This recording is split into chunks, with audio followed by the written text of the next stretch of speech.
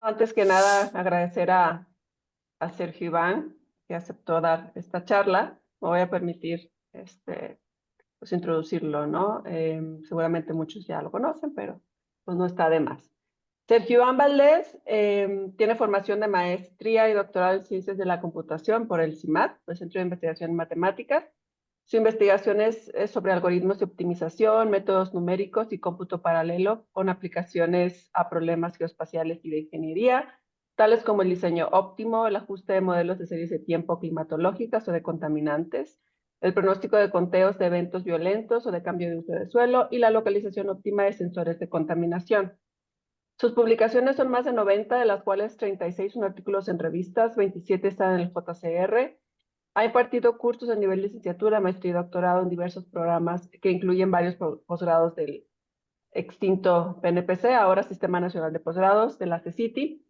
Actualmente es investigador dentro del programa de Investigadores por México, comisionado a la Unidad Querétaro del Centro de Investigación en Ciencias de Información Espacial, Centro Geo. Y bueno, sin más, de nuevamente agradecerle a Sergio Iván y pues adelante, Sergio. Gracias. En cualquier momento me pueden interrumpir, ¿eh? Intento que sea didáctico, pero a lo mejor como no todos estamos familiarizados con los temas, entonces en cualquier momento que tengan alguna pregunta me dicen y lo repasamos.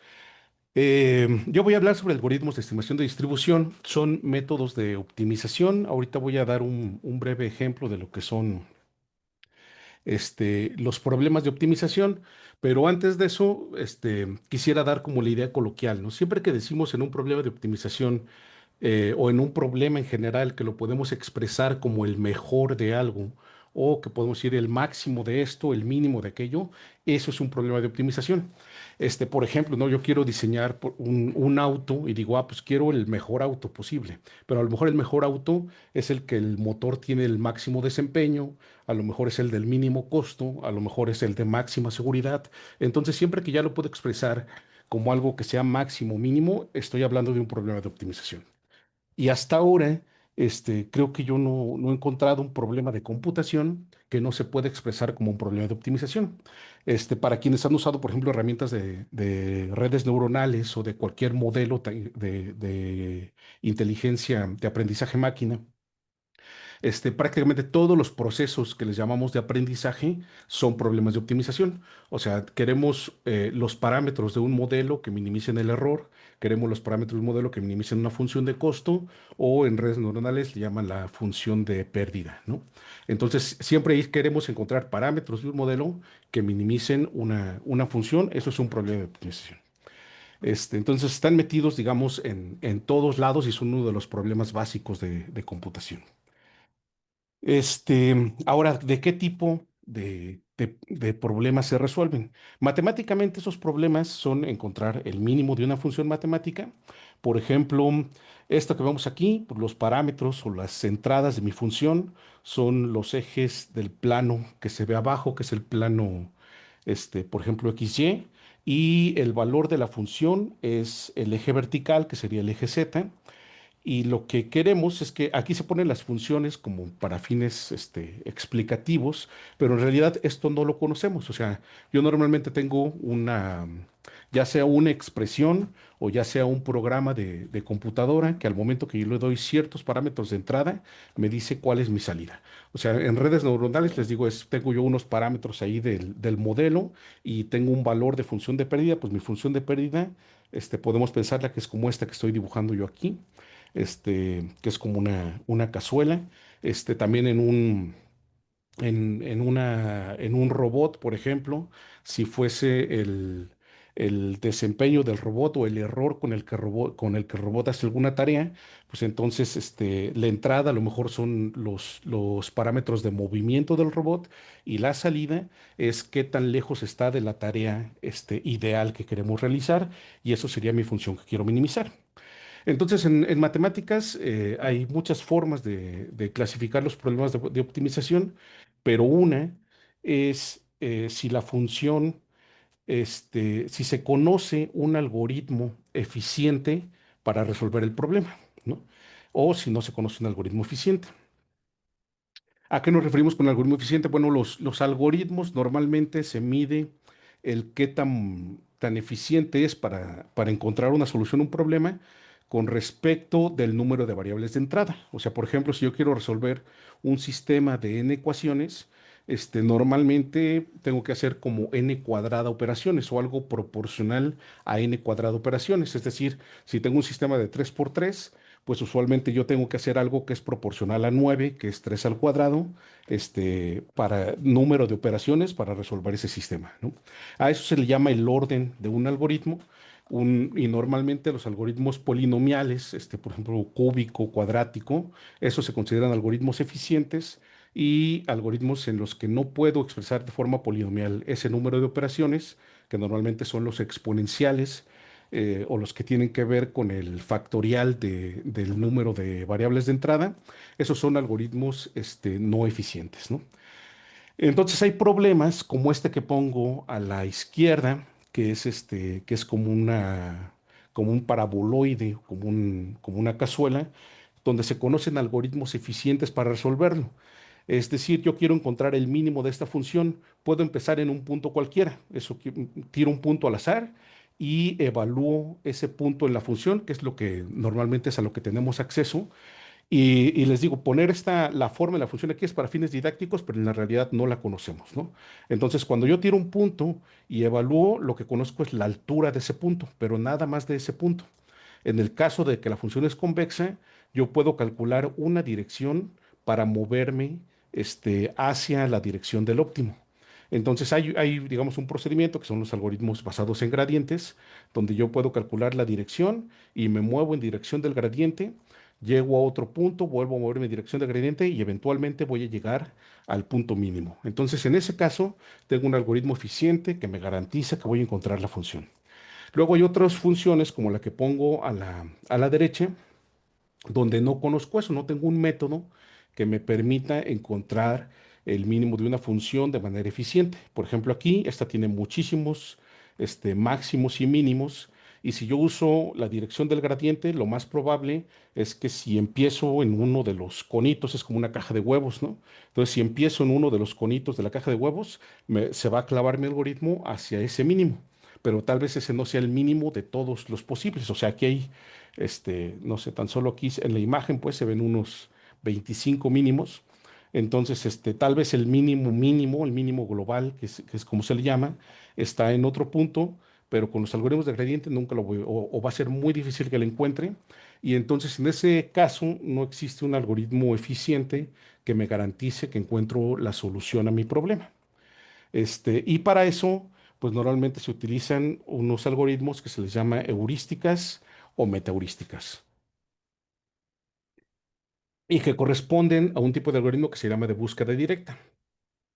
Los algoritmos de búsqueda directa son aquellos que solamente usan el valor de la función para moverse, ¿no? Para tratar de mejorar la solución candidata. Los que no son de búsqueda directa, como el que les platiqué de este lado, por ejemplo, utiliza la información del gradiente o de las derivadas de la función para moverse y para ser más eficiente. Los de búsqueda directa únicamente utilizan, yo tiro un punto aquí y sé cuánto vale la función en ese punto y es toda la información que voy a tener, ¿no? O tiro muchos puntos y sé cuánto vale la función en esos puntos, pero no uso alguna otra información que no sea esos valores. Luego, dentro de esos algoritmos de búsqueda directa, dijimos están las heurísticas y las metaheurísticas. Normalmente una heurística es un algoritmo que no me garantiza ni que encuentro la solución, ni que va a hacerlo de manera eficiente, ¿no? Pero que usualmente funciona, o sea, usualmente sí lo hace.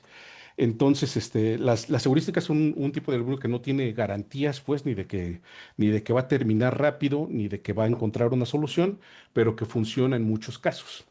Y la diferencia entre las heurísticas con las metaheurísticas es que las heurísticas normalmente utilizan información del problema. O sea, dan por hecho que el problema se comporta de cierta forma para tratar de ser más eficientes, mientras que las metaheurísticas yo puedo cambiar del problema y lo que esperamos es que estos algoritmos se vayan adaptando al problema, aunque no tengan ningún conocimiento acerca de ese problema. Por ejemplo, yo quiero encontrar la ruta más corta entre dos puntos. En el caso de las heurísticas, hay algoritmos que empiezan suponiendo eso, o sea, que mi problema es encontrar la ruta más corta entre dos puntos. En el caso de las metaheurísticas, hay metaheurísticas, por ejemplo, para problemas combinacionales o para problemas donde mi solución es una permutación de números enteros y la metaheurística no sabe si está encontrando una ruta o no sabe si esa permutación significa, no sé, por ejemplo, productos en algún almacén. No sabe nada acerca del problema, nada más sabe que para una permutación se le asigna un valor de costo y intenta adaptarse a lo que vaya encontrando en la búsqueda para mejorar la solución. No sé si hasta allí más o menos estoy siendo claro, ¿no? Entonces tenemos, bueno, nada más así resumen, optimización es encontrar el mínimo de la función o el máximo.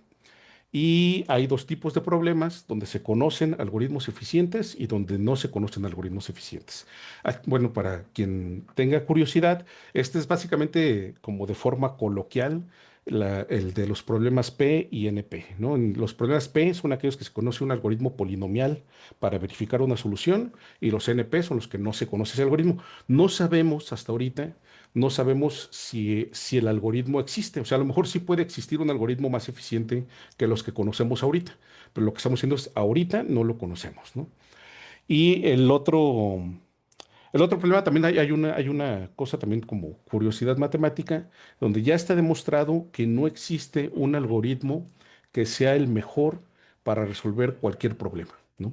O sea, este es el del non-free lunch, que dice, pues o sea, por ejemplo, tú puedes tener un infinito de problemas donde tu solución sea 5 y entonces es un algoritmo que te regresa 5 sin hacer ninguna operación y pues este algoritmo es el mejor para este infinito de problemas, ¿no? Pero pues para muchos otros no lo va a hacer, ¿no? Entonces, más o menos por ahí va. Ok, entonces de estos otros problemas, el algoritmo de los que yo les quiero platicar hoy es esto de los algoritmos de estimación de distribución. ¿Cómo funcionan? Bueno, pues yo empiezo generando un conjunto de soluciones candidatas a mi problema, que aquí lo estoy representando con estos puntos negros, ¿no? Entonces, supongamos que mi problema tiene dos parámetros, esta X y Y, o sea, dos valores. Piénsenlo, por ejemplo, si mi problema es diseñar un motor, pues a lo mejor este es el diámetro del cilindro y a lo mejor este es la carrera, no sé, del cilindro. Y entonces yo tengo dos parámetros para tratar de mejorar la eficiencia de ese motor, ¿no? Entonces ya, yo tengo mi problema recibe dos parámetros de entrada y la salida, por ejemplo, puede ser el desempeño del motor. O sea, por ejemplo, no sé cuánta potencia me da con relación a cierta cantidad de combustible. Y eso es lo que voy a poner arriba. Pero inicialmente yo genero un montón en este caso serían, por ejemplo, un montón de motores aleatorios. Y hasta ahí no sé nada hasta que los evalúo, hasta que los mando a un programa que me simule cómo funciona ese motor y entonces yo sé la altura de estos puntos. Yo sé que estos puntos que están más abajo son mejores que estos que están más arriba. En el caso de que quiera minimizar, por ejemplo, que quisiera el de mínimo combustible, ¿no? Este, entonces, el primer paso es generar cosas, o soluciones candidatas aleatorias y después evaluarlas, donde evaluarlas es normalmente lo que uno identifica como el costo del algoritmo, porque es usualmente la parte costosa, que es saber cuál es el error o cuál es el costo asociado a cada una de estas soluciones aleatorias. Cuando las evalúo, entonces yo puedo saber, por ejemplo, en este caso, que las soluciones rojas son mejores que las soluciones negras. Y a partir de que yo sé que las soluciones rojas son mejores que las soluciones negras, entonces puedo construir una distribución de probabilidad. Aquí vemos una normal bivariada que tiene su masa sobre las soluciones rojas, para que en la siguiente iteración yo voy a volver a generar soluciones aleatorias, pero ya no las voy a generar aleatorias uniformes, como en este caso de acá, que las generé en todo el espacio con la misma probabilidad, sino ya las voy a generar aleatorias e incluso si se fijan, pues en una normal siempre hay probabilidad mayor que cero de tirar una solución en cualquier punto del espacio, pero la zona donde están las soluciones rojas es mucho más probable que el resto de la zona. Entonces, estos son los pasos básicamente de un algoritmo de estimación de distribución. Generamos un conjunto de soluciones aleatorias, las evaluamos, seleccionamos un subconjunto de las mejores soluciones y estimamos una distribución de probabilidad de esas mejores soluciones para con esas generar la siguiente población. Hasta ahí más o menos voy claro de cómo funciona este algoritmo. Sí. Creo que Listo. sí. Ok. Entonces, ahora sí, voy a profundizar un poquito más en el tipo de problema de interés. Cuando yo digo que no se conocen o que no hay algoritmos eficientes para resolverlo o que son, o las características que tienen este tipo de problemas son como este, ¿no? Ya lo estoy poniendo en una dimensión porque es más fácil de visualizar y de entender todo, pero imagínense que esta X es en realidad cualquier cosa, o sea, puede ser un arreglo de 1000 números, ¿no? La X. Nada más aquí para visualizarlo lo pongo sobre este eje. Puede ser, les digo, pueden ser enteros, pueden ser binarios, pueden ser continuos, pero nada más ahorita supongamos que lo pongo todo sobre un eje para visualizar las características del problema. Entonces, punto número uno, los problemas de interés tienen múltiples máximos y mínimos. Cada esquina o cada pico que vemos en esta función que estoy mostrando aquí, mi valor de costo o mi valor que quiero, en este caso, maximizar, encontrar el máximo, es este eje Y. Entonces, si se fijan, cada pico de estos es un máximo. Un máximo es aquel que su alrededor no tiene otro punto mayor que él. Entonces, cada pico de estos es un máximo. ¿Por qué eso lo hace difícil? Pues porque los algoritmos eficientes suponen que solamente hay un máximo en todo el dominio de búsqueda. Entonces aquí no usamos esos algoritmos eficientes porque nuestro problema tiene múltiples máximos y mínimos, ¿no? Segundo, los algoritmos eficientes, al menos en espacios continuos, utilizan información de la derivada. Pero este problema aquí, cuando hay picos, un pico significa que la derivada no existe y que entonces ahí hay una discontinuidad de la derivada. Entonces ya no puedo usar esos algoritmos eficientes en esas zonas donde hay picos.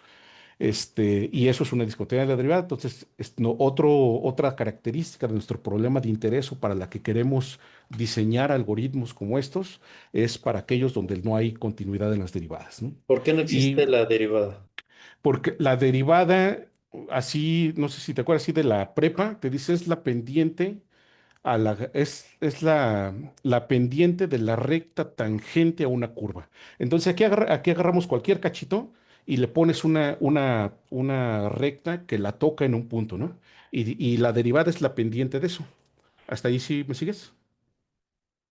Sí, sí, ok. Ok, entonces si haces eso justamente en estos picos acá de la esquina, cuando tú vienes de un lado, la derivada va así, y cuando vienes del otro lado, la derivada va así.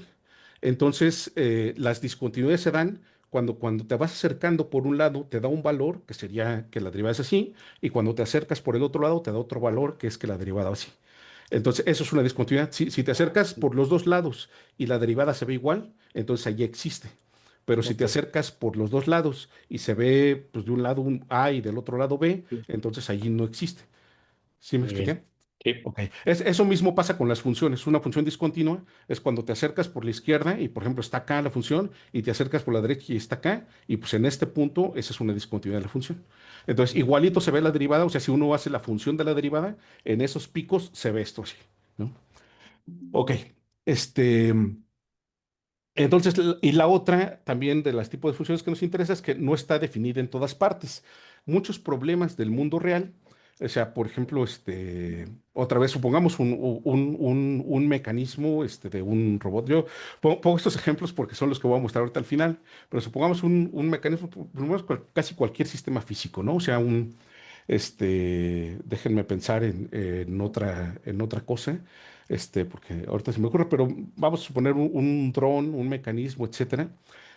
Si uno empieza a simular este tipo de dispositivos o diseños de manera aleatoria, es muy común que el software donde uno lo simula te diga, no, no puedo simular eso. ¿Por qué? Porque no es físicamente plausible, ¿no? Entonces, hay cosas que no se pueden simular y esas cosas que no se pueden simular son lugares donde la función de costo no está definida, o sea, donde no tengo cómo asignarle un valor a esas cosas. Y con nuestros algoritmos que nos interesan, tienen que tener una forma de lidiar con esto. O sea, con decir, ¿qué pasa cuando yo mando evaluar un conjunto de parámetros aleatorios y el simulador me truena? O sea, dice, no lo puedo evaluar, pues hay que hacer algo con esas cosas. Normalmente pues, se le asigna un valor muy malo, que sabes que es muy malo con respecto a todos los demás, para que el algoritmo los evite. Entonces, hasta aquí, este es mi problema de interés, les digo, ¿no? O sea, es un problema que tiene múltiples máximos y mínimos, discutibles en las derivadas y que probablemente no está definido en todos lados. Mi algoritmo de interés esto es ese es un grupo que hizo algoritmos hace como 20 años, que era un grupo fuerte de investigación y que definió un método que dijo, pues en general todo lo que estamos haciendo de este tipo de algoritmos, parecido al que les acabo de platicar acá arriba, sigue tres pasos, ¿no? Y esos pasos son, pues genero un conjunto de soluciones candidatas, eso lo damos por hecho, luego las evalúo, luego selecciono esas soluciones candidatas más prometedoras y luego utilizo las soluciones que seleccioné en el paso anterior para generar las nuevas, ¿no? Dice, ya le podemos poner diferentes nombres o hacerlo de diferente forma. ¿Qué puedo hacer de diferente forma? La evaluación, usualmente no, pero la selección y la forma en que genero nuevas soluciones, eso sí va a cambiar de un algoritmo a otro. Y casi con eso es cuando dicen, pues hice un nuevo algoritmo, es porque cambiaron uno de estos dos pasos, ¿no? Cómo seleccionan las mejores soluciones de la iteración anterior y cómo generan nuevas soluciones a partir de esas que seleccionaron. Este, con un grado de flexibilidad encontramos en estos tres pasos, están prácticamente todos los algoritmos que se les conoce como algoritmos evolutivos y el recocido simulado, que es un método todavía más viejito, de los setentas, pero que fue el primero que fue muy utilizado como un método general de solución de problemas de optimización. Y digamos que no hacía estas suposiciones acerca del tipo de problema que estaba resolviendo. Este, mm, Aquí iba a decir algo así sobre los algoritmos evolutivos. Tal vez muchos de ustedes no estén familiarizados. Los algoritmos evolutivos también surgieron como en los 70, surgieron los genéticos y como en los 80, unas cosas que se llaman estrategias evolutivas. Están basadas en emulaciones de los procesos de la evolución natural. Entonces dijeron, no, pues un punto de estos le voy a llamar un individuo. Este es un individuo y cuando yo veo qué tan bueno es, esa es la aptitud del individuo para sobrevivir a su medio ambiente. Y luego pues, los individuos más buenos son los que sobreviven al medio ambiente, que van a ser los puntos rojos, y los individuos no aptos son los negros y estos se mueren, ¿no? Y entonces los puntos rojos son los que se seleccionan para reproducción. Y a partir de estos puntos rojos, entonces se reproducen, y son los que van a generar la nueva generación de individuos. Y así es una metáfora biológica en la que se inspiraron este tipo de algoritmos, que pues, durante muchos años han sido bastante útiles para resolver un sinnúmero de problemas.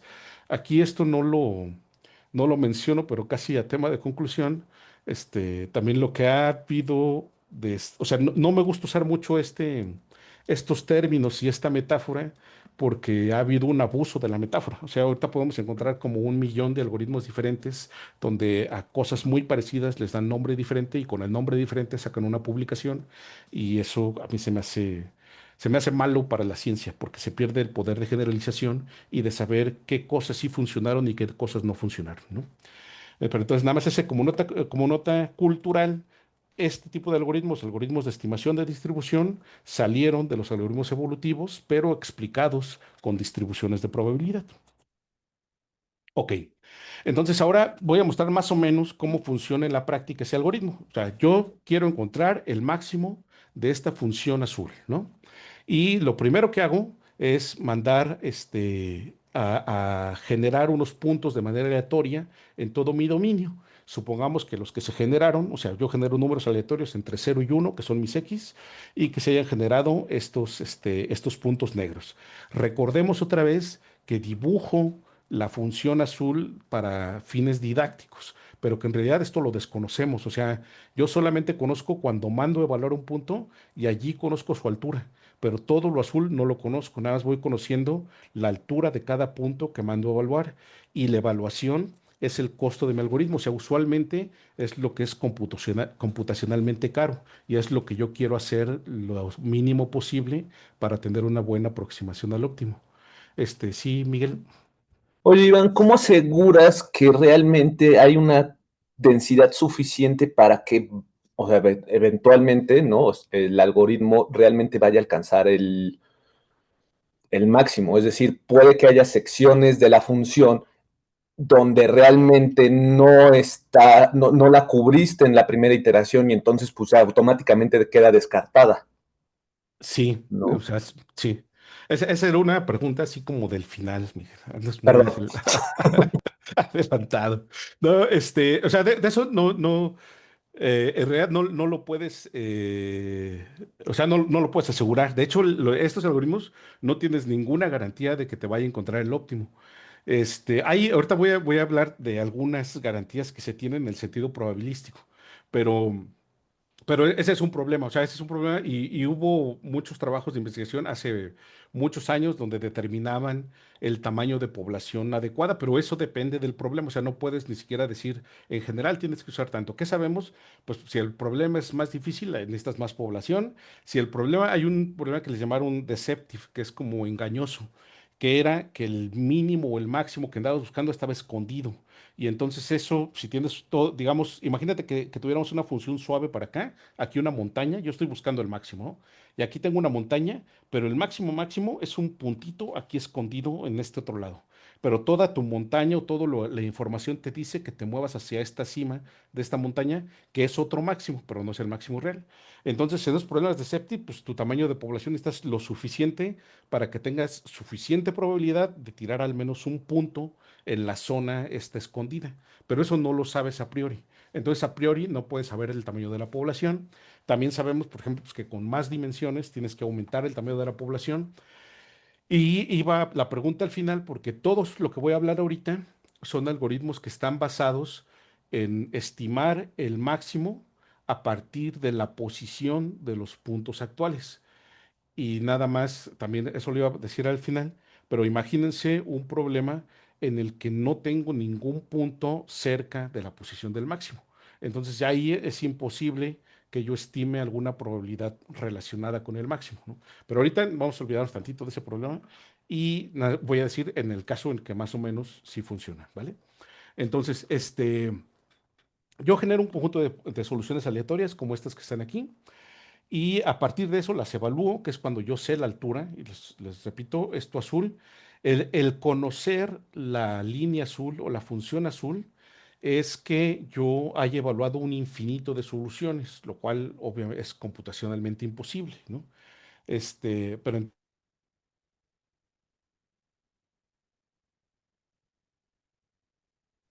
Mm, ¿Es ¿Es mi Iván internet o o...? es Iván? Sí, es Iván. Ya. Ah, pensé que era yo. Le voy a mandar mensaje. Sí. Sí.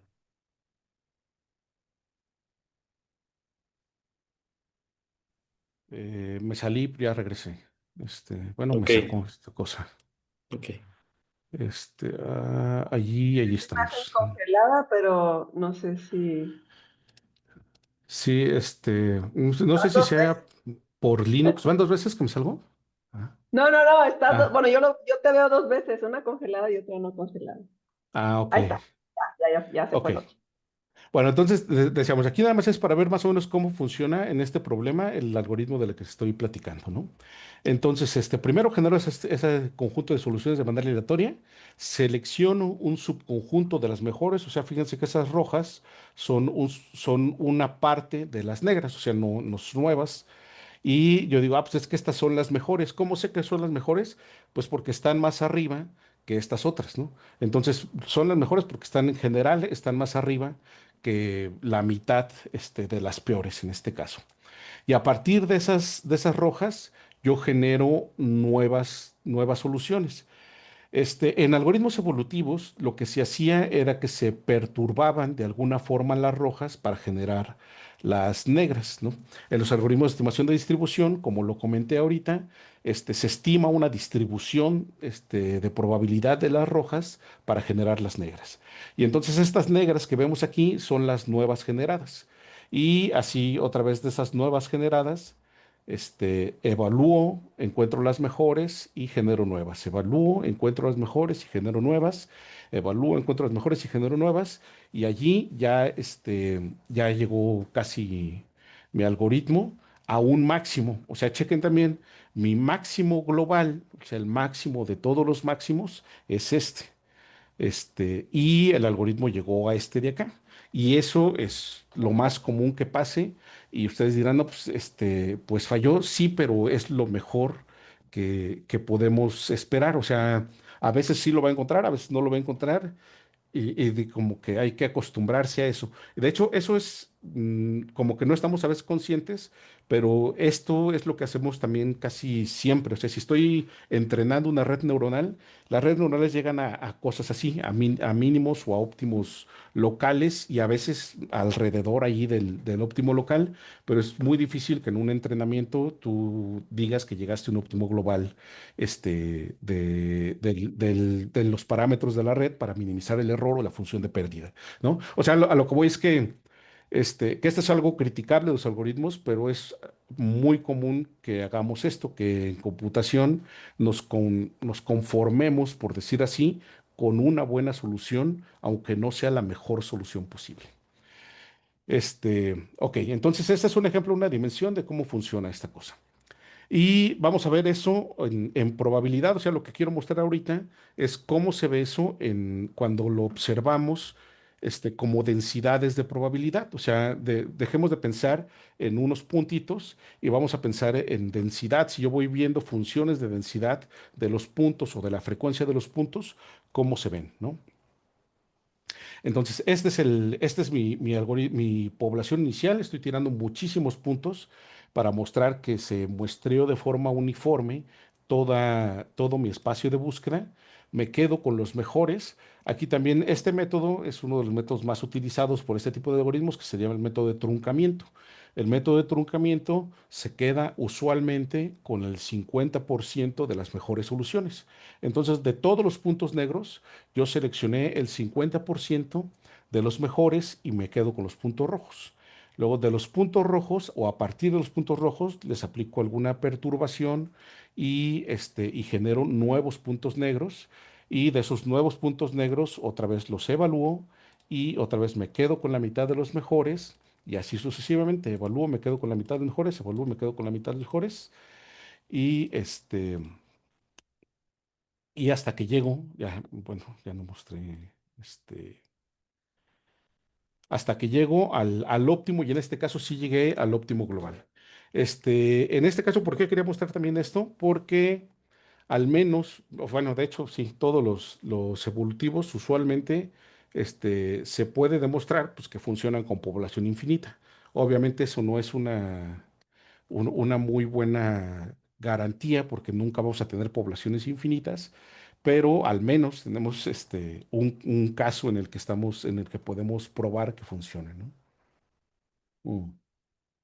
Y de aquí, nada más recordemos los tres pasos, o sea, que es la evaluación, la selección y la generación de nuevas soluciones, ¿no? Evaluación, selección y generación de nuevas soluciones. ¿Qué pasa si quito el operador de selección? Entonces yo tengo esto, o sea, genero puntos negros, no selecciono nada y de los puntos negros vuelvo a generar y no selecciono nada y de los puntos negros vuelvo a generar. Y esto es como obvio, pero pues, lo que quiero mostrar es que el operador de selección lo que hace es ir sesgando el espacio. ¿Sí ven? O sea, acá es prácticamente lo que se voy a regresar al principio. Ahí está. Acá, si nos fijamos acá, y lo que va haciendo es un recorte, ahí en este caso es un recorte brusco, ¿no? Pero en general, pues lo que hace es sesgar la búsqueda hacia ciertos lugares. Si no lo aplico, pues la búsqueda no se sesga y básicamente lo que estoy haciendo es generar puntos aleatorios en todo el espacio de búsqueda, que no me sirve mucho porque no refino mi búsqueda en un solo lugar. Este, Ahora lo vamos a ver tal cual con operadores. Esa es la distribución, lo voy a poner un poco más despacio, ¿no? Esta es la distribución inicial de estos puntos. Es una distribución uniforme, o sea, el histograma, lo que está mostrando atrás, es la distribución uniforme de esos puntos que tiré, ¿no? Y después de aplicar el operador de selección, yo me fijo cómo se distribuyen esos puntos que seleccioné y se distribuyen con este nuevo histograma. Es un histograma tal cual, o sea, hago conteos de cuántas soluciones hay en cada bin y eso es lo que estamos viendo aquí, ¿no? Luego de esas genero nuevas y ahí están. Y ahí están las nuevas generadas, que son las negras. Y nada más chequen esto, o sea, de las rojas que tenía aquí, ese era su histograma. Y de las negras nuevas generadas, ese es su histograma. Lo que quiero mostrar, pues, es que se parecen mucho en distribución, ¿no? Y así sucesivamente, selecciono nuevas, me da esta densidad, y de esas nuevas se generan otras negras nuevas, y así sucesivamente. Entonces, bueno, vemos dos cosas que ya se alcanzan a ver como de manera práctica, que es que las nuevas soluciones generadas, como que conceptualmente lo que estamos tratando de hacer es tener la misma distribución que las soluciones que seleccioné en el paso anterior. Y la otra es que esa distribución converge al óptimo, ¿no? En probabilidad, ¿no? Si yo voy viendo, lo histograma básicamente me da una idea de la probabilidad, y yo puedo ir viendo que esto converge al óptimo probabilidad. Este, ok, ahora, ¿cómo se generan las nuevas soluciones a partir de las soluciones anteriores? Bueno, en los algoritmos evolutivos había algo que le llaman el operador de cruce. El operador de cruce, de forma muy general, aunque hay muchísimos, tomaba dos soluciones y luego les aplicaba una operación a esas dos soluciones para generar una nueva. O sea, la más simple, imagínense que saco un promedio, ¿no? Ese sería como que la más simple de los operadores de cruce. Agarro dos soluciones, le saco un promedio y eso me da la nueva. Luego, la segunda, pues agarro dos soluciones y le saco un promedio pesado. Por ejemplo, esta es 0,3 por esta solución, más 0,7 por esta otra solución, y eso me da la nueva. Y ahí hubo muchísimos operadores, y hablo de porque este fue un operador que surgió en 1995, ya hace muchísimo tiempo, pero que se sigue usando hasta el momento y es uno de los más usados en este tipo de algoritmo. Ahorita voy a mostrar más o menos cómo se generan estas soluciones, pero en una dimensión, lo que quiero que agarremos el concepto es que de alguna forma quiero que las nuevas soluciones tengan la misma distribución en probabilidad que las soluciones que seleccioné en el paso anterior, ¿no? Y esto, bueno, esto lo que quisiera que se notara es en los histogramas. Este es el histograma de las rojas, este es el histograma de las negras, que son bien parecidos. Y eso pasa cuando utilizo muchísimas soluciones. Ya cuando lo hago con una población mucho más pequeña, pues ya no es tan así, pero intuitivamente el concepto es el mismo. Quisiera que las nuevas soluciones se distribuyeran igual que las soluciones seleccionadas en el punto anterior. Entonces, la diferencia entre aplicar o no aplicar selección, pues es que la selección es que me dice dónde están las zonas promisorias, y que ay, se me va la onda. Y que las soluciones nuevas generadas tengan la distribución de probabilidad de las soluciones anteriores. Si eso lo hace el operador de selección, entonces como que la pregunta es, ¿y qué hace el operador de cruza? ¿O qué hace? ¿Cuál es la diferencia entre perturbar de alguna forma a las rojas para generar las negras y perturbarlas de otra? O sea, lo que les digo hace rato. ¿Cuál es la diferencia entre que yo saque promedios entre dos soluciones rojas para generar las negras, que saque promedios pesados, o que aplique operadores más complejos? Y pues la diferencia ahorita la vamos a ver gráficamente también. Este, ya de aquí me voy a pasar al que sigue, ¿no? Bueno, no tanto. Pero la diferencia es en el espacio, pero se nota más en el espacio, en un espacio bidimensional o de altas dimensiones. En bajas dimensiones casi no se nota, ¿no? Pero ahorita lo vamos a ver, pues, o sea, que estas dos cosas, la selección y la cruza, o la selección y la generación de nuevas soluciones, son lo que hacen, digamos, toda la chamba de buscar ese óptimo. Este, y nada más aquí voy a poner otra pregunta más. También hay muchas formas de seleccionar las mejores soluciones. Uno es que es el de truncar la mitad de las peores y quedarme con la mitad mejores, que ya vimos que es como muy drástico, pero hay muchas formas. Otro de los más utilizados es algo que le llaman un torneo binario. En el torneo binario yo tomo dos soluciones de manera aleatoria, o sea, dos puntos negros de forma aleatoria, y me fijo cuál es el mejor. Y el que sea mejor, ese lo paso a mi conjunto seleccionado. Si se fijan, en ambos casos, yo estoy tratando de quedarme siempre con soluciones como que son buenas o son competitivas en relación de las demás. pero no funciona igual. O sea, el que yo trunque y diga, me voy a quedar con 50% de las mejores o voy a quedar con un porcentaje de las mejores, es una forma. La otra, que yo agarro dos soluciones, las pongo a pelear, por decir así, y me voy quedando con la mejor, es otra forma. La otra es que yo digo, voy a tomar soluciones de manera aleatoria, pero aleatoria cargada hacia la altura de cada solución. Eso es, el punto negro más alto tiene mayor probabilidad de que lo tome de forma aleatoria que el punto negro más bajo. Todas tienen oportunidad, pero su oportunidad es proporcional a qué tan altos o a qué tan bajos están, y esa es otra forma de seleccionar.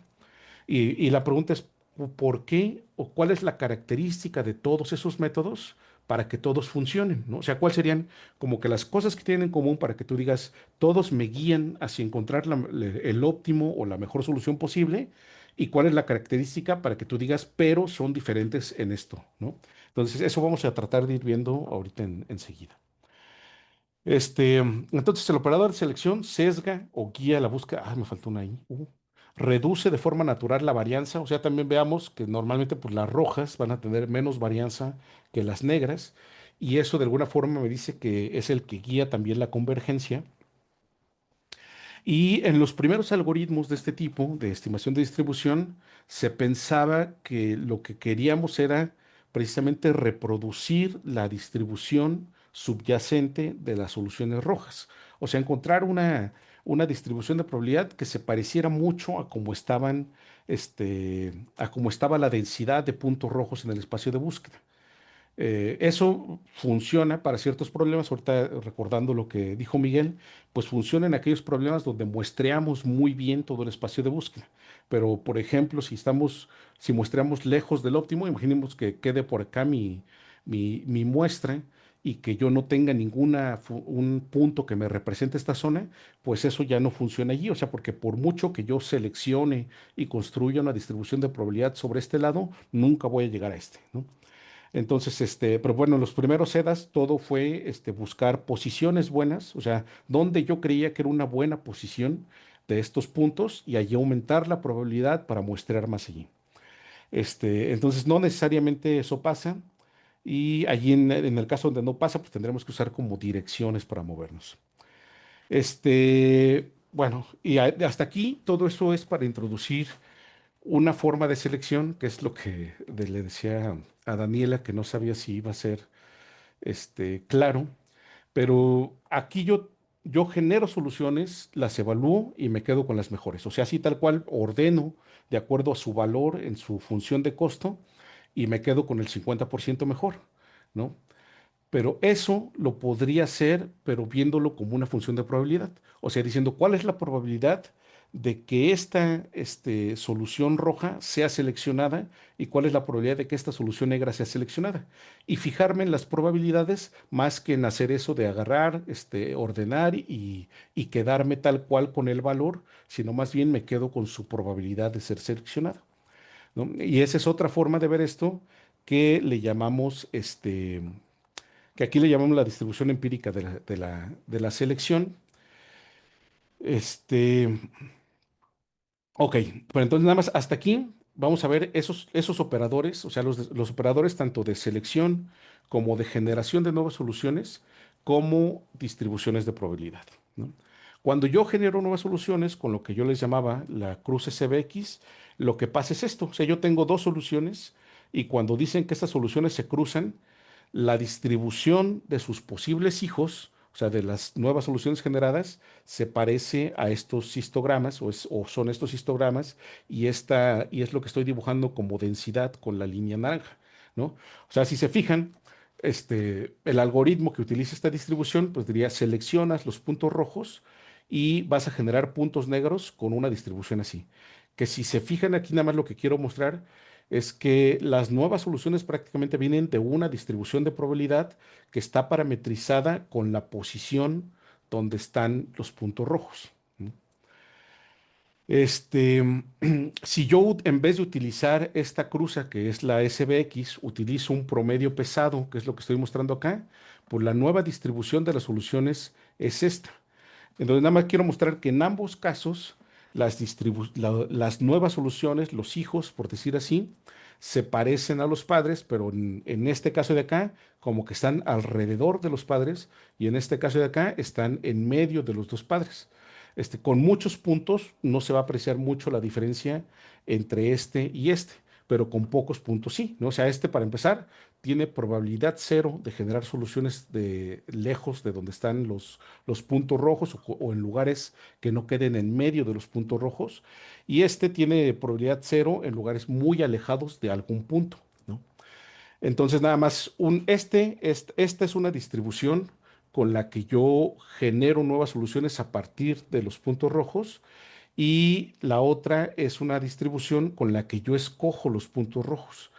No sé si hasta ahí queda claro son dos operaciones y las dos operaciones se pueden ver como un proceso aleatorio y ese proceso aleatorio es uno seleccionar los puntos rojos con un proceso aleatorio, pero que me va a servir para sesgar la búsqueda, para decir hacia dónde voy. Y lo otro, generar nuevos puntos con un proceso aleatorio a partir de los puntos seleccionados. ¿Sí más o menos me expliqué ahí de las dos cosas? ¿O ya los tengo completamente perdidos? No, está bien. Bueno, por mí sí. Ahí Ok. Miguel también levantó la manita y todo. Ah, sí, qué bueno, sí. Entonces, este es la misma cruz esta de las que hablé del SBX, pero en dos dimensiones. Y vemos algo, por ejemplo, o sea, empezamos a ver cosas acerca de la estructura, ¿no? O sea, aquí las soluciones padres, por decir así, pues están en el centro de estos rombos pero para empezar, también lo que vemos es que los rombos están alineados a los ejes cartesianos naturales, ¿no? O sea, no a los canónicos, pues. A lo mejor otra cruza que funcionaría mejor, sobre todo en más dimensiones, podría no alinearse con estos ejes, pero bueno. Entonces, cada operador de cruza va a hacer unas distribuciones de este tipo diferentes a partir de donde se escogieron las soluciones padre, ¿no? Este, entonces esto nada más es el operador de cruce o el operador de generación de nuevas soluciones. Va a ser el que me dice qué tan lejos se generan nuevas soluciones a partir de las anteriores o cómo se rellenan huecos, porque por ejemplo aquí lo que podemos ver es que si yo utilizo este tipo de operador, puedo generar como soluciones en medio de los huecos que tengan dos soluciones de las rojas y acá no, ¿no? Que es lo mismo de aquí, o sea, aquí no están generando nada como en medio de estas dos, sino alrededor de estas dos, ¿no? Y eso es lo que cambia con ese tipo de operadores que ahorita le vamos a llamar en el contexto de algoritmos de estimación de distribución, a esto le llamamos la distribución de búsqueda. O sea, ¿cuál es la distribución que va generando nuevas soluciones candidatas? Y a la que me dice cuáles puntos rojos selecciono, aunque no es tal cual así, se le llama distribución de selección. Entonces, la distribución de selección es la que va sesgando hacia dónde se mueve. La distribución de búsqueda es la que va diciendo cómo se generan las nuevas. Por ejemplo, si se rellenan estos huecos, si la amplitud alrededor de los puntos rojos es más grande o más pequeña, esa es la distribución de búsqueda. Y ahora, ¿cómo podemos ver este operador de selección, eso de seleccionar las mejores soluciones como una distribución de probabilidad? Bueno, pues, una de entrada aquí ya más o menos la estamos viendo con el histograma, ¿no? O sea, ya vemos que si yo selecciono las 50% de los mejores, tienen este histograma. Lo interesante es ahora convertir este histograma en una expresión que me dé esta distribución de probabilidad. Ok. Ok, otra vez con un conjunto seleccionado muy grande, supongamos que yo otra vez generé muchísimas soluciones, y luego de esas seleccioné los rojos y luego sobre los rojos le puse un histograma, ¿no? Y me queda estas líneas que vemos aquí verdes son un histograma, nada más que con muchísimos bins, ¿sale? Ahora, en vez de hacer eso, yo voy a decir, no, a ver, voy a tomar las soluciones rojas y en vez de estar seleccionando de estas soluciones rojas, yo voy a decir, tengo probabilidad cero de las que están abajo de la mitad y tengo equiprobabilidad de las que están arriba en la mejor mitad. Y me da este histograma verde. Lo que quiero mostrar aquí es que ambos histogramas se parecen. Y en general, ahorita sin pensar en que trunqué o cómo trunqué, fue obtenido a partir de aplicar muchísimas veces el operador de selección.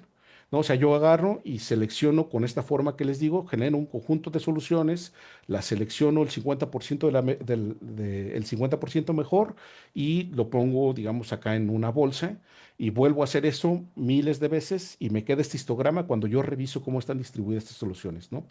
Y luego acá, en lugar de hacer eso, yo solamente lo hago una vez y digo, las soluciones que están arriba de la mitad son equiprobables. Y como yo ya sé que tiene que sumar uno esa probabilidad, pues ya sé básicamente cómo repartirla aquí, ¿no?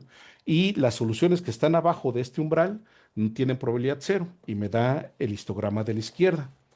Y aquí lo que quiero mostrar es que puedo encontrar una forma de escribir la probabilidad que me dé, o sea, básicamente una aproximación a este mismo histograma, pero sin tener que estar aplicando muchísimas veces su operador. O de otra forma, que el operador con el que estoy seleccionando estas soluciones rojas se puede representar, puede ser como una muestra de una distribución de probabilidad que es calculable. No sé si me expliqué más o menos, pero lo que estoy diciendo es, por ejemplo, en lugar de tomar dos soluciones y ponerlas a competir, ya no voy a hacer eso. Primero voy a calcular una distribución de probabilidad y ahora en vez de tomar soluciones y ponerlas a competir, tomo soluciones con esta distribución de probabilidad. Y eso me va a dar lo mismo que agarrarlas y ponerlas a competir. Sí, Miguel. Entonces lo que estás haciendo es simplemente ya encontrar la distribución de las soluciones sin los operadores normales de los algoritmos genéticos.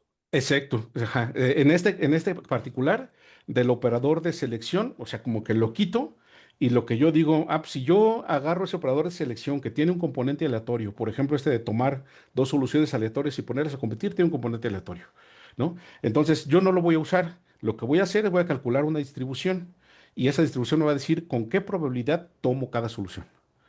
Y Ok, ya, pero ajá, dime. no, o sea, no la forma de selección determina la distribución.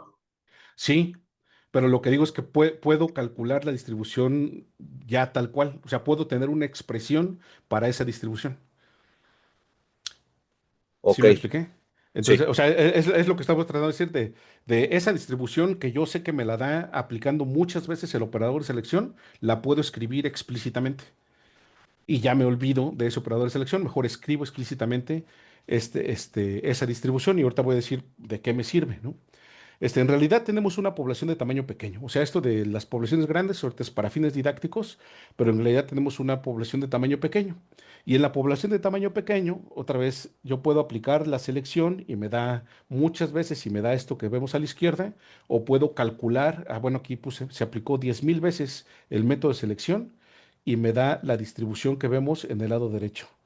Ah, aquí quería que se vieran las tres gráficas juntas, ahí se ven, ¿no? Este...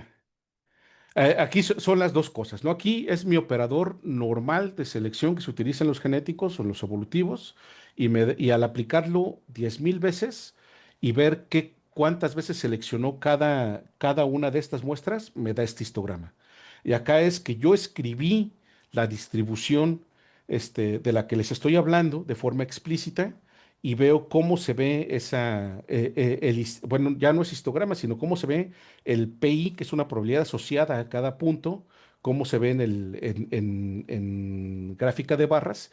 Y lo que quiero mostrar pues, es que esta se parece mucho a esta, ¿no? O sea que al momento de escribir de forma explícita la distribución, pues estoy sacando prácticamente lo mismo. Bueno, aquí es que tomé 10,000 muestras, pero con esa distribución y saqué el histograma y se ve igual a este de otro de acá.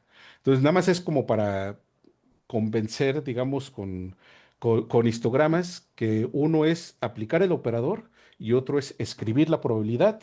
Uno es aplicar el operador 10,000 veces y otro es muestrear con esa probabilidad 10,000 veces y cuando veo los histogramas se ven iguales, ¿no? Y, y ok, entonces, ¿cómo se escribe esa probabilidad? Bueno, en el caso del truncamiento, donde me quedo con el 50% de las mejores o con las que están arriba de un umbral, entonces yo digo, pues si está abajo del umbral, esto tiene probabilidad cero de ser seleccionado. Si está arriba del umbral, tiene probabilidad 1 sobre esta cardinalidad S de ser seleccionado. Y esto nada más son equiprobables, ¿no? Estos son todas las que están arriba del umbral, se seleccionan con la misma probabilidad, todas las que están abajo del umbral tienen probabilidad 0 de ser seleccionadas. Y allí me olvido de estar seleccionando y más bien lo que hago es que a cada solución le asigno esta PI.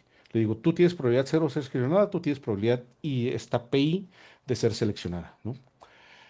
Este, a esa distribución le llamamos distribución empírica de la selección.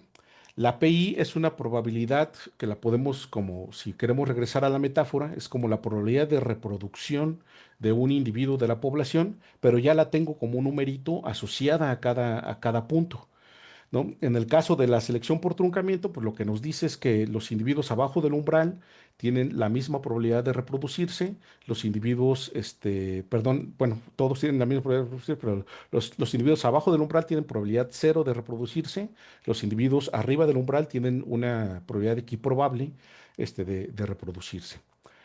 Y, y la distribución empírica, lo que tiene, a diferencia de los ejemplos que vi con una población grandota, es que esto si uno usa una población pequeña, o sea, hablando de cientos, a lo mucho miles de puntos, esta distribución empírica lo que hace es asignar un valor de probabilidad a cada uno de esos puntos. Si son 100, si son 5, pues se le asigna 5 valores de probabilidad o 100 valores de probabilidad respectivamente. No es una, no es una distribución que viva sobre todo el espacio de búsqueda, sino vive sobre los individuos en la población. Este, ok. Aquí, ¿cómo podríamos, o sea, esas PIs de las que estoy hablando ahorita también se pueden utilizar en cualquier algoritmo, independientemente si es de estos de estimación de distribución o si es un genético, un evolutivo normal. Lo que hay que hacer, pues, es tomar muestras con la probabilidad PI y ese es mi conjunto seleccionado. Y sobre esos puedo aplicar los operadores de cruza y mutación que se utilizaban en los algoritmos genéticos y evolutivos normales, ¿no? Entonces, a lo que voy es que como que no está peleado con que se utilice casi en cualquier algoritmo y nada más que la diferencia es que primero escribo mi PI y luego tomo muestras con esas PI y ese es mi conjunto seleccionado. Esos son los puntos rojos. Este, ¿Cómo se ven esas PIs para diferentes formas de selección? Si yo, por ejemplo, hay un método que también fue de los primeros que se utilizaron, que se le llamó por el método de la ruleta o de probabilidad proporcional, y que literalmente decía, pues si tu probabilidad de ser un padre o de ser seleccionado es proporcional a tu valor en la función de costo. Entonces, estos puntos que están muy abajo, los rojos, tienen muy baja probabilidad de ser seleccionado, porque es cómo se calcula la proporcionalidad, pues se suman los valores de función de todos los puntos y luego para cada punto su valor se divide entre la suma, su valor entre la suma, su valor entre la suma, y pues eso nos va a dar un conjunto de valores que suman uno y que nos dice qué tan probable es que se seleccione uno.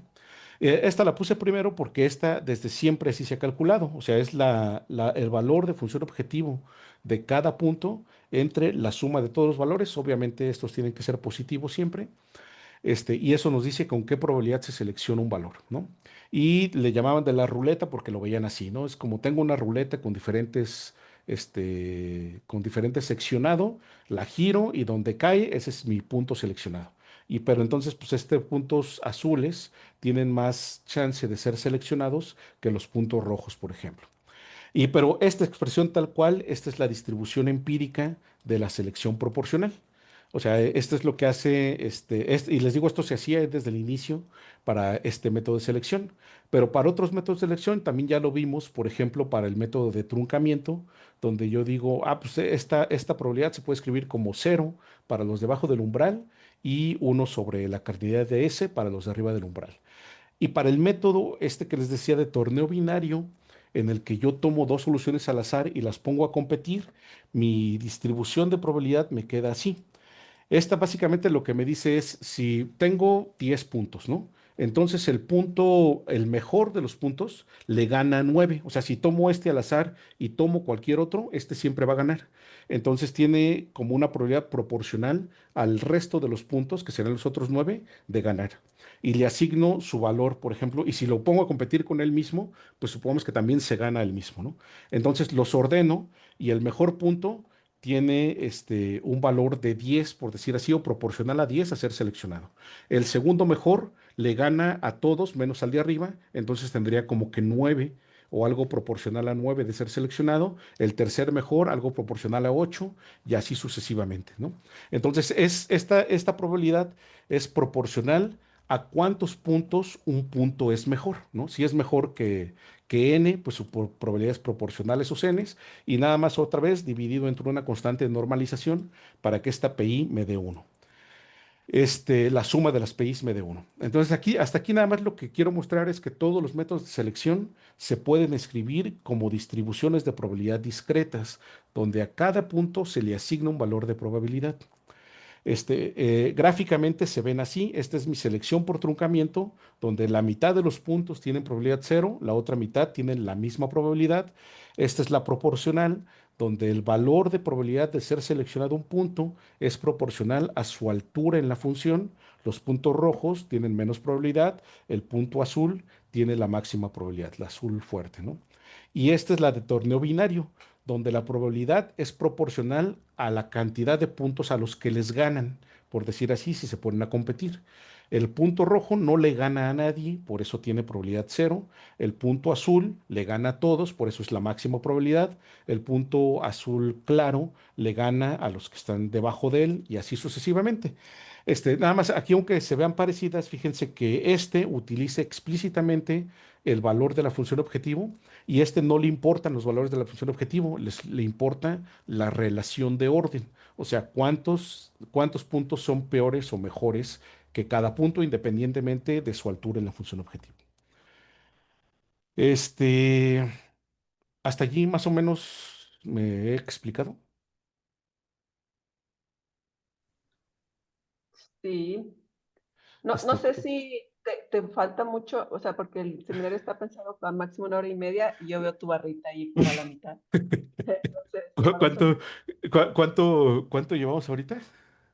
pues si son la 1:37, pues ya llevamos 1 hora, poquito Ah, más de ok. 1 hora. No, ya casi acabo, porque ya lo que sigue son mis ejemplitos. No, Ok, es todo ya trabajando con estas distribuciones de probabilidad. O sea, lo que vemos otra vez con una población muy grande para el método de truncamiento, cómo se ve las probabilidades de las que estoy hablando. Este, Ahí como que ya no quiso avanzar, ¿no? ¿Por qué no querría? A ver, me regreso. Ahí está. ¿No? Entonces, ahí nada más lo que estoy mostrando, este histograma son tal cual las PIs, nada más que calculadas sobre un conjunto muy grande para mostrar cómo van sesgando la búsqueda alrededor de donde están los mejores y cómo convergen a la mejor solución. ¿No? Esto es con una población muy grande para mostrar pues cómo es la forma. Por ejemplo, es la selección proporcional. O sea, fíjense que aquí prácticamente es como una bisección, ¿no? Cada iteración va cortando el espacio de búsqueda a la mitad. Y ya dice, ese espacio de ya no tengo probabilidad de muestrearlo. O sea, como que ya no me interesa y la mitad mejor, ese es el que voy a muestrear. Ahora, si fuera la proporcional, pues funciona más o menos así. Otra vez, calculo las PIs proporcionales a la función objetivo y nada más chequen cómo se ve un poco más bajita de este lado y más alta en medio. Y conforme van avanzando las iteraciones, esta función objetivo va haciendo esto. Perdón, este método de selección va haciendo esto. A mí se me hace que se ve padre esto, que se vayan haciendo picos en donde están los picos de la función y que se van aplanando las partes que están lejos de las mejores regiones.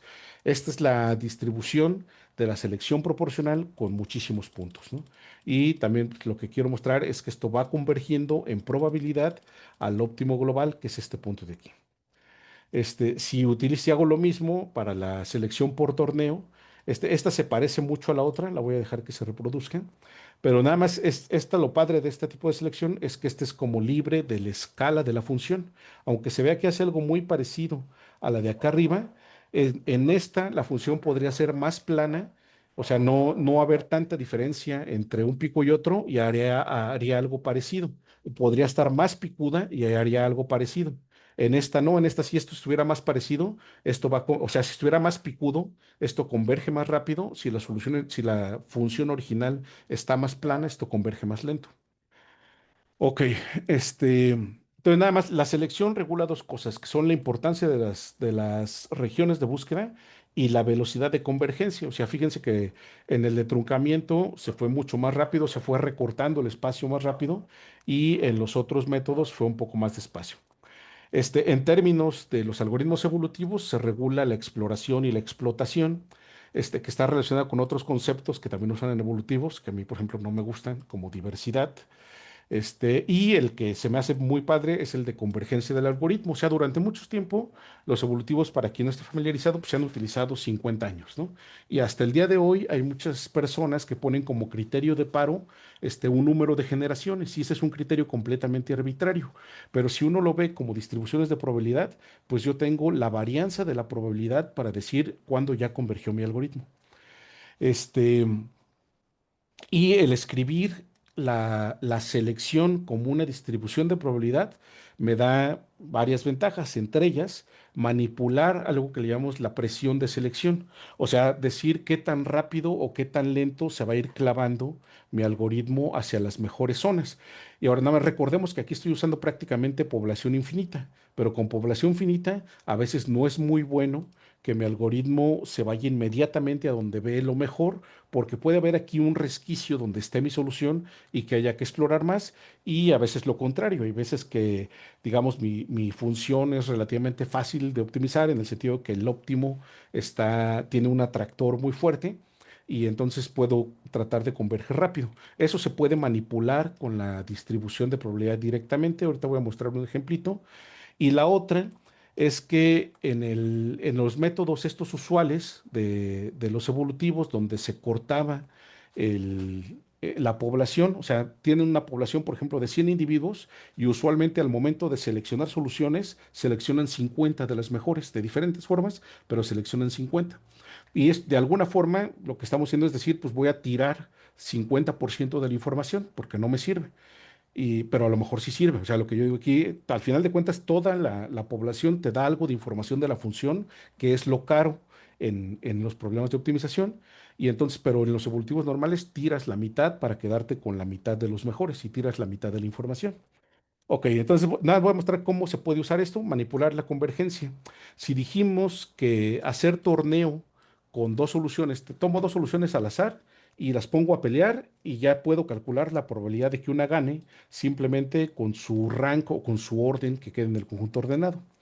Si yo en vez de tomar dos soluciones al azar y ver cuál gana, tomo tres soluciones al azar y me quedo con la mejor de esas, esa probabilidad es el rank, o sea, el orden que tiene en el conjunto ordenado al cuadrado. Si tomo cuatro, es el rank al cubo. Si tomo cinco, es el rank a la cuarta.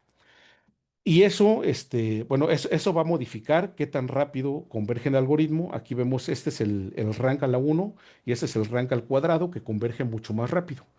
Y aquí lo que trato de decir pues, es que podemos acelerar o disminuir la velocidad a la que converge el algoritmo de acuerdo a como yo quiera explorar. Pero también aparte, si yo lo tengo así, fíjense que yo puedo pensar en poner un rank a la 1/8. Eso, si tú, o sea, ves los algoritmos evolutivos, tú dirías, pues, ¿cómo hago un torneo a la 1/8, ¿no? O sea, no se me ocurre, pues, cómo hacer un torneo de que una solución pelee contra un octavo de otra solución.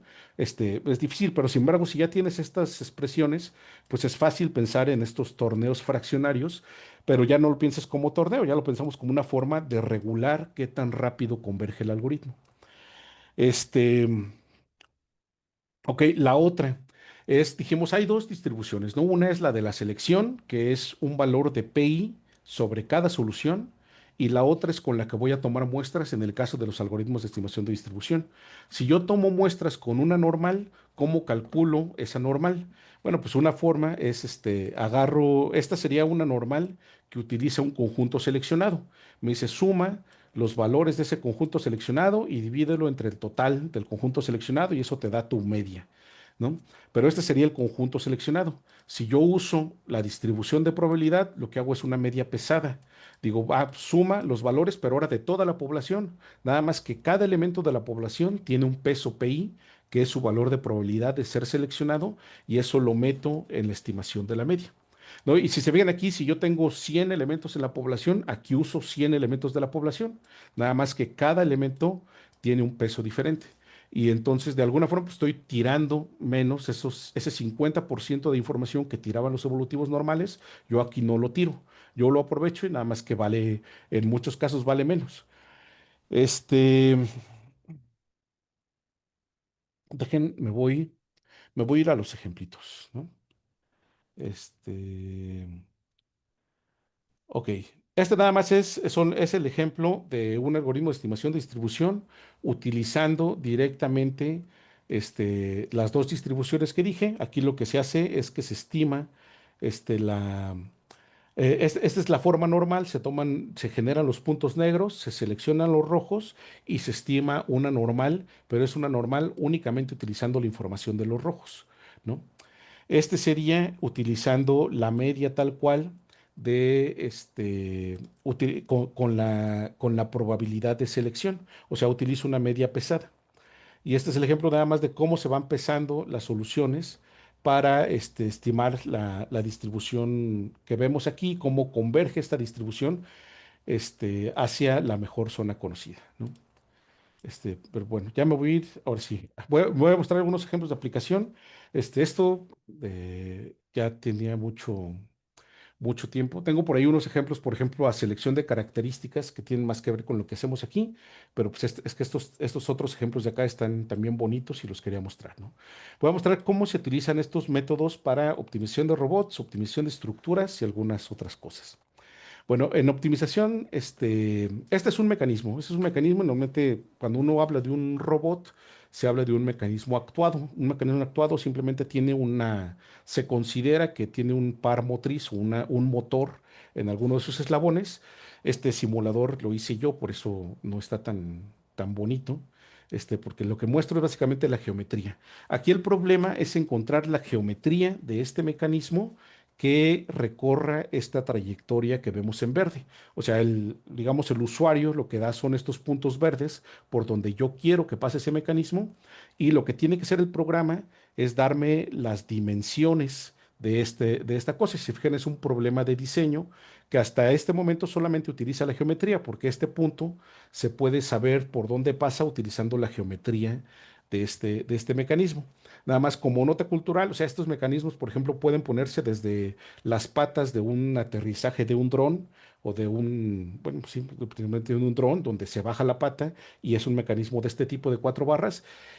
O algo más familiar es un mecanismo el de los parabrisas, ¿no? El que mueve los parabrisas es de este mismo tipo. Normalmente el motor está en uno de estos puntos rojos y dado que se mueve una de estas líneas que están en el punto rojo, eso hace que se mueva el punto del final y a priori, digamos que el diseñador no sabe qué dimensiones darle a cada uno de estos eslabones para que el mecanismo se mueva por aquí. Y eso es lo que resuelve el algoritmo de estimación de distribución, generando las dimensiones de forma aleatoria y mejorando en cada iteración esas dimensiones para que pasen por estos puntos, ¿no? Y pues ahí, como se puede ver, pues al final de cuentas ese mecanismo pasa por estos puntos. Un problema también relativamente viejito en algoritmos evolutivos o que se preguntaba a la gente, que a lo mejor ahorita se lo preguntan con otra cosa, es si los algoritmos podrían, o sea, si el espacio de soluciones en donde busque el algoritmo pueden ser cosas que las personas nunca se imaginen, ¿no? Aquí lo que queríamos, la tarea, es que el mecanismo pasara por estos puntos verdes, que prácticamente están rectos, y si se fijan, pues esto tiene un movimiento circular, entonces como que es difícil pensar que algo que tiene un movimiento circular pueda hacer una trayectoria recta. Pero el algoritmo no sabe, o sea, por ejemplo, no sabía que tenía que invertir este triángulo para poder hacer el movimiento. O sea, lo fue aprendiendo, digamos, con las soluciones aleatorias. Y no sabía, por ejemplo, que también esta posición de estos dos puntos tenía que quedar prácticamente paralela a la trayectoria.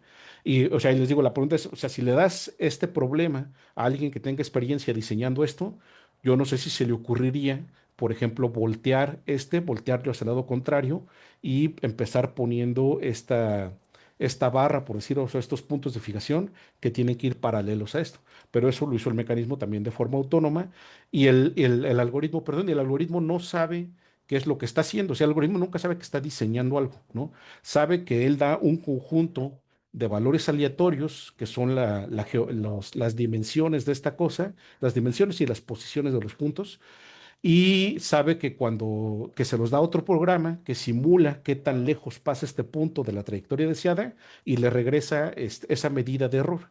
Y con ese error va generando nuevas cosas, pero o sea, digamos, el que está optimizando nunca tiene información acerca del problema que está resolviendo, además de esa medida del error. Es el mismo problema, nada más que la trayectoria es una que no puede lograr el mecanismo porque hace como trayectorias suaves y esa trayectoria está como ruidosa, ¿no? Pero pues, pasa lo mejor posible por la trayectoria que se le pide. Este es un problema similar, pero aquí además de encontrar las dimensiones, tiene metida aquí la política de control. Este es un robot, otra vez con un brazo robótico, donde hay un motor en esta línea morada y hay otro motor en esta línea azul.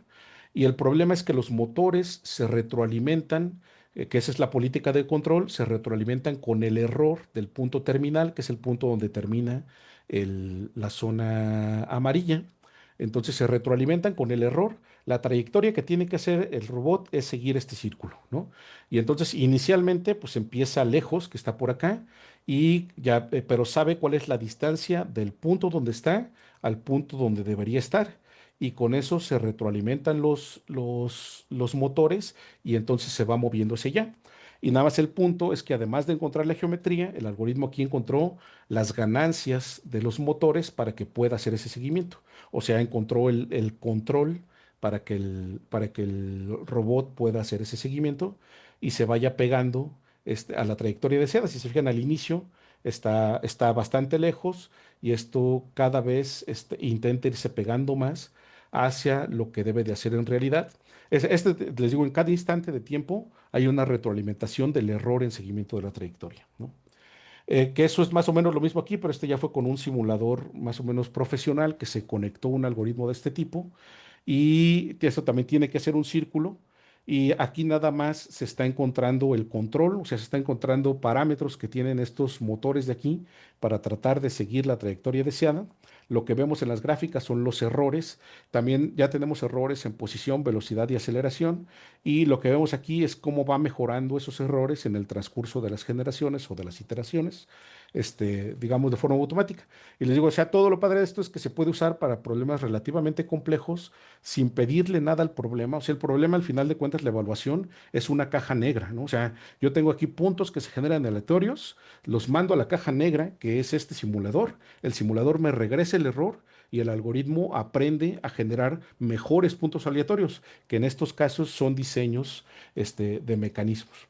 Y una ventaja también de este tipo de algoritmos es que no me preocupo tanto por tratar de que mi función sea derivable, continua, etcétera, ¿no? O sea, todo eso dejamos que el algoritmo se pelee con eso. Es un ejemplo para rehabilitación, también de lo mismo, se encuentran las dimensiones y se encuentra el control, y nada más, aunque no se nota aquí mucho, o sea, imagínense que está una persona, el arnés es la que detiene el peso de la persona, o sea, no lo hacen no lo hace esta plataforma, sino lo hace este arnés, está ahí detenida la persona, y es como para rehabilitación en caminar. Entonces, imaginen que el rehabilitador agarra el pie y hace los movimientos las primeras veces. Y esos movimientos de las primeras veces lo que nos está dando es la trayectoria con posición y velocidad que tiene que seguir el pie para rehabilitarse. Entonces ya una vez fijada la trayectoria del rehabilitador, ponemos al algoritmo a que haga que el mecanismo aprenda esa trayectoria y la reproduzca. Hasta allí más o menos estoy claro. Sí, adelante. Va. Entonces, estos otros problemas son problemas de variables binarias. Y exactamente no me acuerdo el número de variables, son como 10,000 o 20,000. Pero aquí llegamos hasta 55,000 variables más o menos. Cada cuadrito de esta imagen es una variable binaria. El problema que estamos resolviendo es un problema de optimización de estructuras. Quiero encontrar la forma de una estructura que sostenga una carga en esta esquina, en este lado de acá, y que se pueda sostener o fijar de este lado, ¿no? Y aquí, pues, el problema es que no sé cuál debería de ser la forma óptima, la forma con menos peso, pero que soporte esta carga que le estoy poniendo, cuál debería de ser esa forma. Y entonces el problema se convierte en un problema binario de optimización, donde cero es que le quito material allí a este cuadro inicial, y uno es que se queda el material. Y entonces el algoritmo va tirando vectores enormes de ceros y unos y va aprendiendo una distribución de probabilidad de esos vectores. Lo que vemos dibujado aquí es la probabilidad. O sea, lo rojo es donde me dice ahí tienes probabilidad uno de que haya material, y en lo azul hay probabilidad cero de que no haya material. Otra vez, aquí no hay información del problema dentro del algoritmo. El algoritmo infiere toda la información necesaria para ir mejorando esta forma de la estructura.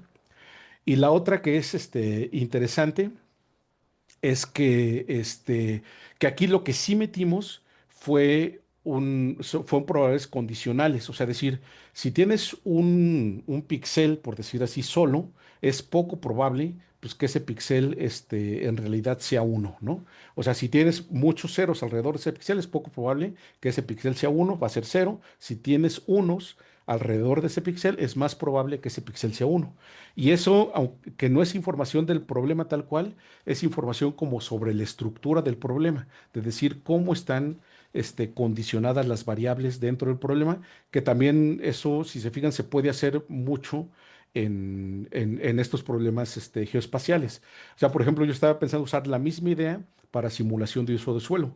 No decirle exactamente el suelo es así, pero lo que sí puedes dar es esta información estructural. O sea, es difícil que se urbanice un píxel solo, ¿no? Siempre se urbanizan en parches, y eso se puede meter relativamente fácil en distribuciones de probabilidad.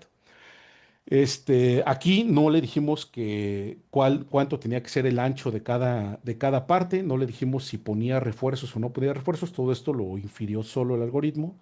Esto es más o menos lo mismo. Aquí, por ejemplo, lo que a mí se me hace interesante, la carga está en esta esquina y se puede sostener de este lado. Y aquí lo interesante es que nunca le dijimos tampoco al algoritmo que la estructura es simétrica, ¿no? O sea, que la mejor estructura debería de ser simétrica, sino que lo encuentra solo, y aunque no se ve exactamente simétrica, se ve muy, muy cercana a la simetría. Esta es la probabilidad final, que tampoco, o sea, nunca le dices, tienes que tener dos refuerzos aquí y esto está a tal distancia, con tales ángulos. Y les digo, la pregunta es, a lo mejor un diseñador humano se le podría a lo mejor ocurrir algo parecido, pero muy probablemente no igual a estas que genera el algoritmo por sí solo. Este se puede sostener de arriba y tiene un eje aquí. Y aquí este problema, no, a lo mejor no están familiarizados, pero mecánicamente es complicado porque en esta esquina hay algo que se le llama un concentrador de esfuerzos, que es que se puede romper más fácilmente aquí, y muy probablemente por eso el problema metió este refuerzo de acá. Ya creo que ya me voy a pasar a las conclusiones, ¿no? Bueno, todo lo que vimos en esta plática fueron problemas de optimización donde se trata de estimar la posición del óptimo usando posiciones de los puntos actuales. Pero mientras que si la cantidad de dimensiones aumenta, esta estrategia cada vez es más complicada, porque tengo que ir subiendo la cantidad de muestras que tengo que generar. Entonces, si la población inicia lejos del óptimo, todo esto está relacionado con la pregunta de Miguel, pues tengo que también tener una forma. O sea, si yo empiezo muestreando por acá en esta figura azul, lejos del óptimo, tengo que tener una forma de que se vayan moviendo las soluciones hacia acá, ¿no? Y estos algoritmos basados en las posiciones, que todo me dice, pon alta probabilidad en las posiciones altas, pues eso no va a funcionar allí. Si tengo 1 millón de dimensiones, eso no va a funcionar allí, porque muestrear en 1 millón de dimensiones es muy ineficiente. Entonces ahí tenemos que cambiar los conceptos. La mayoría de los métodos eficientes para problemas que hacen eso, o sea, que funcionan en miles o millones de variables o que empiezan lejos del óptimo, utilizan direcciones de búsqueda. Entonces yo creo que eso se puede meter. Ya hay algunos casos en evolutivos, hay uno que se llama Differential Evolution, que utilizan direcciones, y hay otro en EDAS, en algoritmos de estimación de distribución, que se llama el Covariance Matrix Adaptation, que lo que hace es precisamente hacer una matriz de covarianza y darle una dirección como para que se vayan moviendo los puntos en dirección de la matriz de covarianza.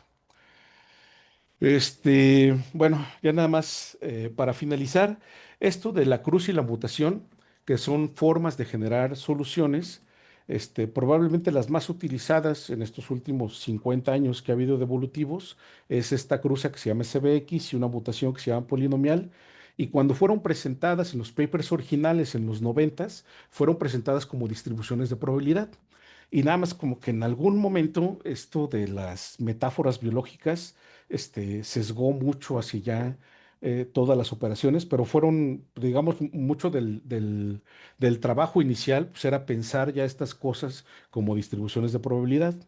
Yo en algún momento, que en un momento fue cuando hice mi tesis de doctorado, pensé que todos estos algoritmos evolutivos se iban a reescribir como distribuciones de probabilidad porque el conocimiento es mucho más generalizable, porque los términos ya no se tienen que reinventar, o sea, ya no hay una cruza del pez gato o cosas así, sino ya estás hablando de variables, de distribuciones, de dependencias, que ya es un lenguaje común que te puede ayudar a construir sobre una base más sólida nuevos métodos, que te puede ayudar a analizar cuáles funcionan y por qué funcionan, en qué casos podría funcionar uno, en qué podría funcionar otro, y todo explicado bajo un marco común, que yo pensé que iban a ser las distribuciones de probabilidad, pero eso no ha pasado así, o sea, eso fue hace ya más de 10 años. Hay un área de gente que sigue trabajando esto, pero la mayoría de las personas que trabajan esta área grande de evolutivos no trabajan con esos. Actualmente uno de los temas en boga es el aprendizaje en redes neuronales. Para ahí necesitaríamos algoritmos que trabajen en cientos de miles o cientos de millones de variables. Los algoritmos que se utilizan ahorita son basados en gradientes estocásticos, que de alguna forma también, o sea, lo que usan es usar información estadística de un conjunto de puntos para tratar de mejorar la dirección de hacia dónde está el óptimo. O sea, tampoco no son métodos exactos, no nos aseguran el óptimo, no nos aseguran que van a ser lo más eficiente, pero es lo mejor que tenemos ahorita en aprendizaje. No son un evolutivo, surgieron de un área de aprendizaje estadístico, pero yo creo que hay una chance allí para trabajar en evolutivos que funcionen en grandes dimensiones. Porque, digamos, estos métodos básicamente utilizan principios muy parecidos, ¿no? Entonces creo que una línea importante es explorar el diseño en estas grandes dimensiones. Con un colega tenemos un paper en el archive donde resolvemos precisamente para una red neuronal cosas entre 300,000 y 1 millón de variables. Este, pero hay muy poco de ese trabajo hecho. Y el otro es, o sea, que necesitas muy pocas evaluaciones y muy poca población en relación a la dimensión del problema. Bueno, fue mi plática. No sé si hay algún comentario o duda, pregunta. Gracias, Iván. No sé si dentro de los que están conectados o allá presencial tengan alguna pregunta.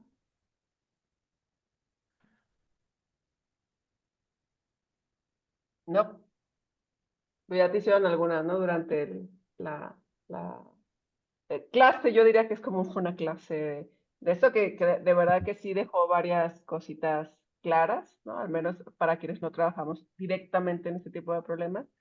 Yo nada más para finalizar una pregunta que me surge una duda respecto a qué otras alternativas hay en vez de estimar la distribución, estimar las distribuciones de las posibles soluciones. ¿Cuál sería otra alternativa para crear este espacio de búsqueda de soluciones? No, lo que se usa normalmente, o sea, digo, esa es como la alternativa, yo creo que de las menos utilizadas, porque las que se usan normalmente, pues es usar esos operadores de cruza y mutación.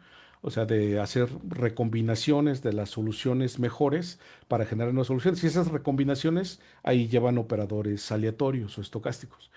Y es Ujú. que sí, este uso de las metáforas, como que sí ha sido más fácil, pues decir, ah, pues es que, no sé, los genes del tiburón blanco se cruzan así y entonces de ahí sacan este operador. Pero yo lo que digo es precisamente, todo eso sería más claro si lo representamos con una distribución de probabilidad, pero no, más bien lo común es no hacerlo. O sea, lo común Pero es utilizar esos operadores. entonces es directamente, o sea, es lo mismo, lo que es directamente aplicable a la computación evolutiva, esta parte de cruza, ¿no? de mutación, a esta parte de la estimación de la distribución de las soluciones. No hay como una tercera vía para hacerlo, o sea, cómo podemos crear este espacio de soluciones posibles que no sea ni para estimar la distribución, ni hacer búsqueda, o sea, cruza y mutación. No sé si existe alguna otra línea por ahí. Además de lo aleatorio, ¿no? Ajá, o sea, yo creo que lo otro, este, o sea, la otra más, pues la otra es la de la que hacen los gradientes estocásticos aquí en redes neuronales, ¿no? Y que te digo que yo siento que de alguna forma es de todos modos parecido a esto. O sea, nada más que Ujú. allí, o sea, como que lo que dicen, yo quiero estimar una dirección de búsqueda y esa dirección de búsqueda es el promedio de un conjunto de direcciones de búsqueda que son las que tienen mis baches que voy a mandar a la red neuronal, ¿no? Algo así. Y ese sería como el tercero más o menos, pero al final de cuentas ahí están generando cosas de una distribución, o sea, se puede volver a ver otra vez como una distribución de probabilidad. Ok. Entonces, Y y nada esto, más, bueno, nada más, perdón, estas cosas salieron en el 96, un alemán escribió un paper haciendo un análisis de las distribuciones de probabilidad que aparecían en un genético. Y de allí fue donde apareció el área. ¿No? O sea, que básicamente de ponerse a ver un genético y escribir todo con distribuciones de probabilidad y mostrar convergencia bajo ciertas condiciones y cosas así. Y ahí empezó la gente a trabajar en esto. Pero nació pues de analizar cosas que en la práctica tú hacías de una forma, pero pues que no te fijabas si se distribuía de forma X o Y él lo escribió. no, o sea, que primero surgieron los genéticos y después este tipo de algoritmos. Sí. Ok.